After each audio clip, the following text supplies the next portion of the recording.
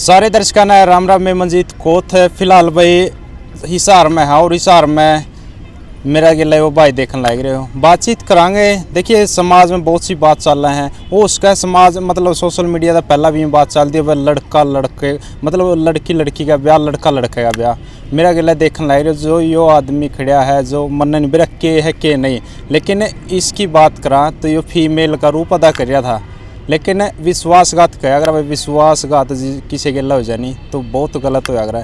बातचीत करांगे।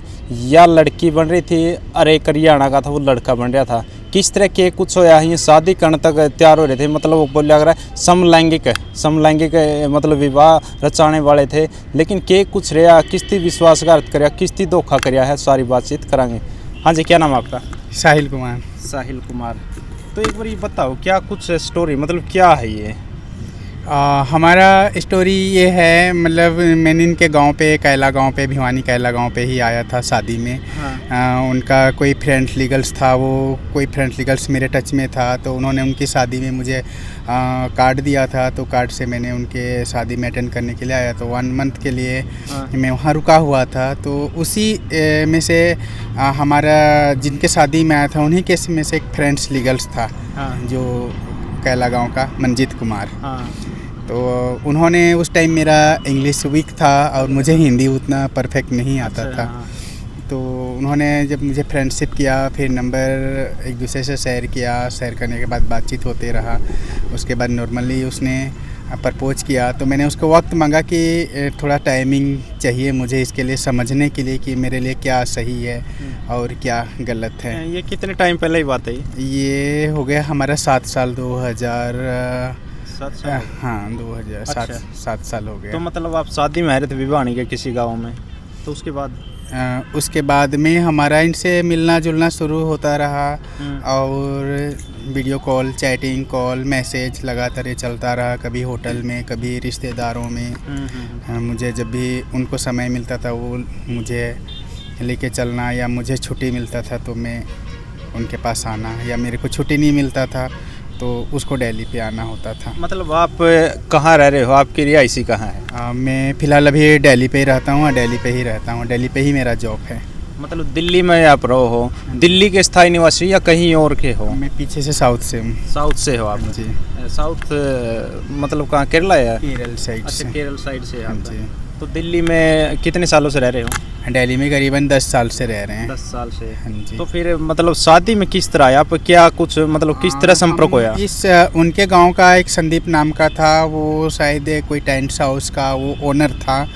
तो हम उसे केरल से ही, हमारा शो में ही केरल में ही उसे मुलाकात हुआ, फ्रेंडशिप हुआ। अच्छा। उसके बाद उन्होंने अपने शादी में मुझे बुलाया गया था, तब से इन मंजीत से मेरा मुलाकात हुआ था। मंजीत के साथ में मुलाकात? हाँ जी। अच्छा, फिर उसके बाद मतलब क्या होया, क्या कुछ मतलब आप क्या रोल अदा कर रहे थे और जो वो लड़के का रोल अदा कर रहा था, आप लड़की का कुछ इस तरह? मैं उसके साथ एक वाइफ की रोल में था, और एक वाइफ जो अपने हस्बैंड को जितना करता है वो सब कुछ मैंने उनके लिए किया। उसका हर छोटी खुशी या हर बड़ी खुशी में, हर परिस्थिति में उसके साथ रहा, हर मोमेंट में एनी टेंस एंड एक लेफ्ट हैंड की तरह मैंने उसके साथ रहा।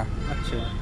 तो परिवार ने पता नहीं चला इसके बारे में जिस तरह आप हस्बैंड? मेरे को लग रहा था कि मैंने कई बार परिवार को बताऊं या ना बताऊं। मैं इस दुविधा में था कि पहले उसने बोला था कि परिवार को अभी बताना सही नहीं है, जब सही समय आ जाएगा तब बताएंगे।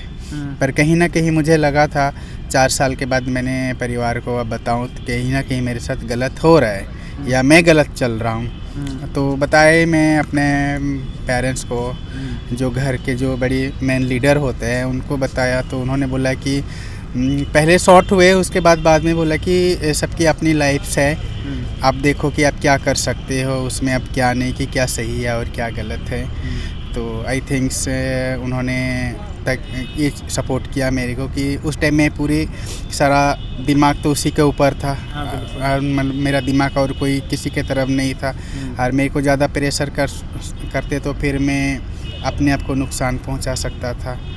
इसलिए उन्होंने मामला को देखते हुए उन्होंने ये सपोर्ट किया कि अब तुम्हारी लाइफ से, अगर तुम दोनों बेहतर हो तो हम कौन होते हैं। अच्छा। यही हुआ तो था। फिर मतलब आप किस तरह आप उनके गांव में जाया करते या दिल्ली उनको बुलाया करते, क्या कुछ नहीं, रहेगा मिलना उनके जुलना? घर पे मैंने कई बार मैंने उसको अप्रोच किया था कि I think that's going it's house, तो उन्होंने घर पे नहीं ले जाता था कि घर पे मामला अभी सही नहीं है, तो उन्होंने अपने बुआ के घर लेके जाता था या अपने मौसी के घर पे, या हम लोग होटल पे रुकते थे। मतलब बुआ का मौसी के जाया करता, उस समय क्या कुछ कहा करता उनका, क्या मेरा दोस्त है क्या है?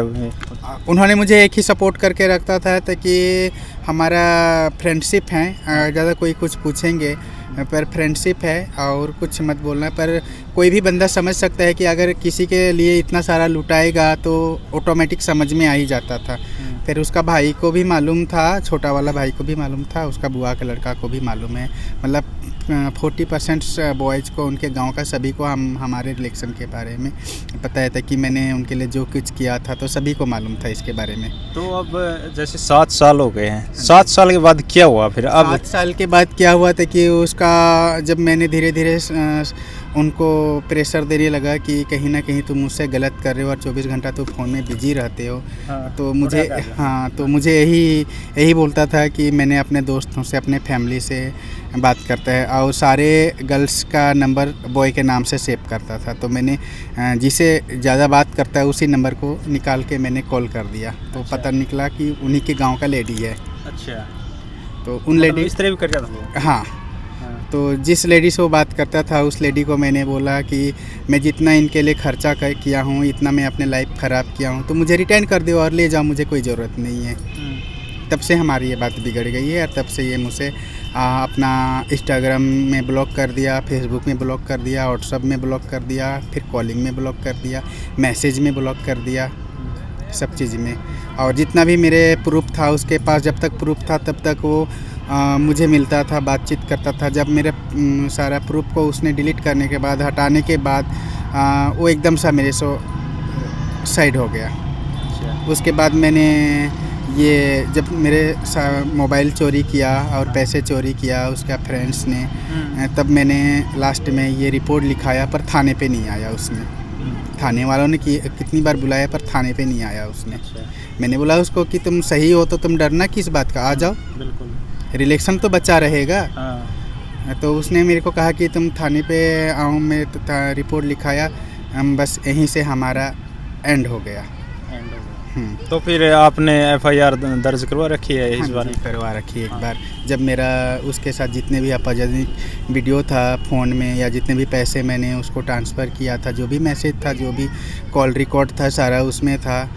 उसके बाद ये हटने के बाद वो एकदम सा रास्ता क्लियर कर दिया। अच्छा। तब मैंने रिपोर्ट डाली थी पर वो आया नहीं थाने पे, शक्ल भी नहीं दिखाया। अरे कहाँ कराई आपने FIR? ये मैंने दिल्ली पे कराया था।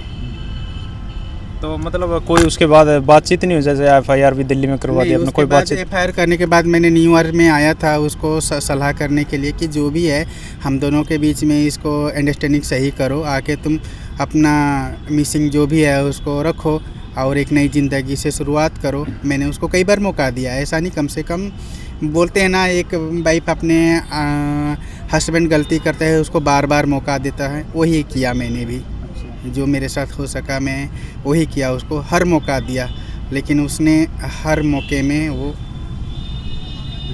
हाँ। तो ये पूछना चाहूँगा, एक समलैंगिक का मतलब लड़का लड़के में अट्रैक्शन किस तरह बना? फ़िलहाल स्टार्टिंग में हमारा फ्रेंड्स था, फ्रेंड्स के बाद ही ये सिलसिला आगे बढ़ा। उसके बाद हम दोनों के बीच में जैसे हम उससे बातचीत करते थे या कोई ऐसा करते थे तो हमें लड़की का कोई महसूस नहीं हुआ। अच्छा। उसको तो लड़की की ज़रूरत था ताकि वो हर जगह उसने हर जगह हर किसी को यूज कर चुका था। एक नहीं कई लड़कियों को, कितने लड़कियों से उसका रिलेशनशिप था और कितने लड़कों, मेरे से पहले भी उसका लड़कों से रिलेशनशिप था। तो सारी स्टोरी उसने मुझे बताया था। अच्छा। मैंने उसको सारा चीज़ पूछा था। उसके बाद बोला कि कोई नहीं, मेरे लिए तुम बेहतर हो और बेहतर ही रहोगे और तुम्हारे अलावा में किसी को पलट के नहीं देखना है। कभी आपके परिवार ने ये नहीं बोला कि आपकी शादी कर दें, मतलब किसी लड़की के साथ में आपकी शादी, कोई इस तरह की बात चले? बोले थे इन्होंने घर वालों ने, पर मैंने तो सारा दिमाग किसी के ऊपर था, तो मुझे कोई और दूसरा रास्ता मतलब नहीं। आपके पिता या माता से आपको मना कर दिया? हाँ, मैंने, और इसके अलावा मैंने कोई और कभी कुछ सोचा भी नहीं था। कुछ सोचा भी नहीं था। तो मतलब अब पछतावा हो रहा है? हाँ, फिलहाल पछतावा हो रहा है, दुख भी हो रहा है, अपने आप को गिल्टी फील भी हो रहा है। तो कि जिस बंदे को दिल जान से चाहो उसके लिए पूरी मेहनत करो, उसके लिए सब कुछ करो, और लास्ट मोमेंट में कोई इस मोमेंट पे छोड़ के जाएगा तो खुद पर बहुत गिल्टी होता है। उस टाइम ऐसा लगता है कि खुद सुसाइड करो या ऐसे जगह पे जाओ जो मुझे कोई पहचाने ना। ऐसा लगता है जीने का कोई मकसद ही नहीं रहा। जिस बंदे को इतना भरोसा करो और लास्ट मोमेंट में ऐसा करता है, सारा ज़िंदगी उसके लिए कमाओ, फिर लास्ट मोमेंट में ऐसा करे तो ऑटोमेटिक गिल्टी फील होता है। तो जो ये लोग देख रहे हैं उनको क्या मैसेज देना चाहोगे? उनको जो इस वीडियो को देख रहे हैं या इस लाइव को जो भी देख रहे हैं, आजकल के बच्चे 18 से लेके 20 से लेके 45 तक के जितने भी यंग या मैरिड लाइफ में हैं, सब इस लीगल में मिलेंगे, सब जगह मिलेंगे। और उनको बस यही मैसेज देना चाहूँगा कि इस लीगल के जितने भी हैं उनको कि आई थिंक्स दोस्त सबको ज़रूरत होता है, पर बिलीव उतना ही करो, बस अपना एंजॉय करो, अपना एंजॉय करके अपना घर पे रहो। और कोई भी फ्रेंड्स के साथ या पार्टनर बनाते हो तो सबसे पहले अपना घर पे मैसेज देना ज़रूरी है। और जो मैंने मैसेज नहीं दिया अपने घर में, सबसे बड़ी मेरा भूल ये था। और अभी मैं इस वीडियो के माध्यम से एक ही मैसेज छोड़ना चाहता हूँ, दोस्त सबको बनाना है, बनाओ, पर लेकिन दिल पे मत बिठाओ। अपना मेहनत अपने हाथ में, अपना परिवार अपने हाथ में ना खेलो। हाँ, दिल के साथ मत खेलो किसी के साथ। और अभी हर मोमेंट में सब जगह मिलेंगे। अभी हम यहाँ से निकलेंगे बाहर तो हमें यहाँ पे 50 लड़के और मिल जाएंगे, ताकि इस लाइफ में बहुत सारे ऐसे बॉयज़ हैं जो आगे चलकर कहीं ना कहीं उनको मेरी तरह ना झेलना पड़े। अभी तो स्टार्टिंग में उसको सबको अच्छा लगता है, सभी को अच्छा लगता है कि स्टार्ट में क्या करना है क्या नहीं करना है। जब लास्ट में उन सारे उनको अपना दिमाग खो चुके होते हैं तब तक बहुत देर हो चुका होता है। तो देखो भाई, इसकी बातचीत सुनी है, मतलब कि कुछ इसका गला बीती है। और एक हरियाणा का जो अपना परिवार देखने लग रहा है, इस परिवार ने मैं भी एक छोटा मैसेज देना चाहूँगा। जो अपनी नस्ल है, नस्ल पे भी ध्यान दे लो, क्योंकि जो है ख़राब होने जान लग रही है। यो था कि अपना हरियाणा मतलब बच्चा पे ध्यान नहीं रह रहा, उस मतलब परिवार पे ध्यान नहीं रह रहा। अगर इस तरह ये परिवार लड़के लड़के लड़की लड़के शादी करने लग गए तो मतलब समाज अपना कड़ा गया। तो बच्चे पे भी ध्यान दो। और जो इसकी बात है, इसकी बात हम आपने के कुछ लगे एक सभी कमेंट के जरिए अपनी राय रखनी। तब तक के लिए जय हिंद, वंदे मातरम।